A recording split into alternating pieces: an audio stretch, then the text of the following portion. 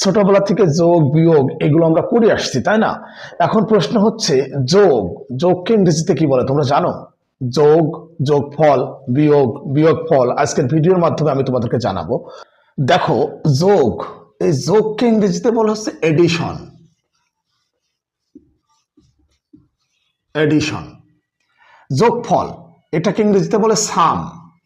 সাম মানে যোগফল, অর্থাৎ এডিশন মানে যোগ, সাম মানে যোগফল। বিয়োগ, বিয়োগকে ইংরেজিতে বলে সাবট্রাকশন। সাবট্রাকশন। সাবট্রাকশন মানে বিয়োগ।